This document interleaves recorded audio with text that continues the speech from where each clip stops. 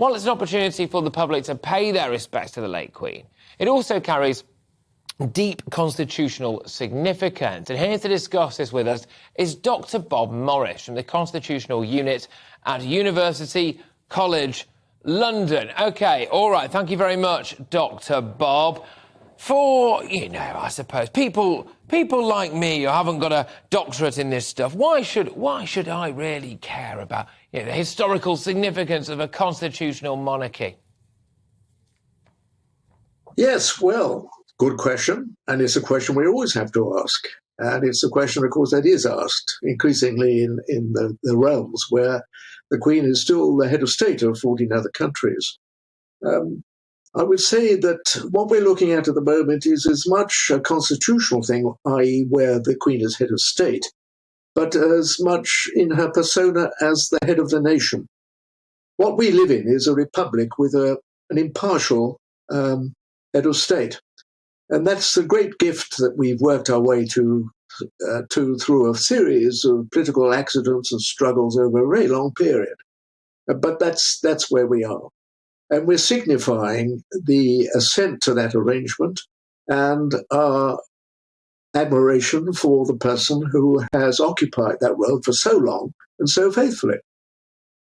You mentioned there, of course, that we've got an impartial monarch. Thankfully, I don't have to be too impartial, as I'm looking now at live images of the Mall in London with what I would regard as the best flag in the world, leading up to possibly one of the best buildings in the world that was lived in for a period of time by arguably the best person in the world, Queen Elizabeth II.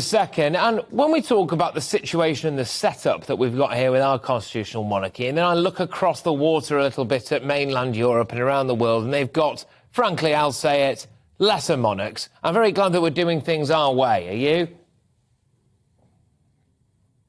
I'm sorry? No.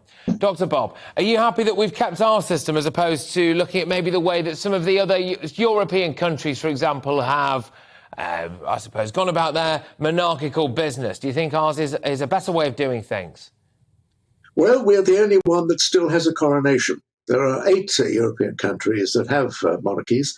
They're all social democracies. They're effectively republics with hereditary head of states. Some of them abdicate, but the Scandinavians, which are the oldest other monarchies, do not abdicate. They carry on like our Queen has done until they die.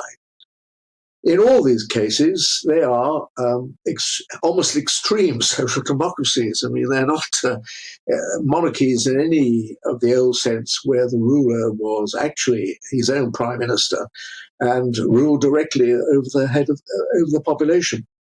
The other monarchies are fairly small, too, with the exception of Spain. Spain has a population of about 47 million and struggles a bit because the royal family there is so small. And that means that they cannot address civil society in the way that our monarchy plays a very important role in supporting and giving attention to civil society.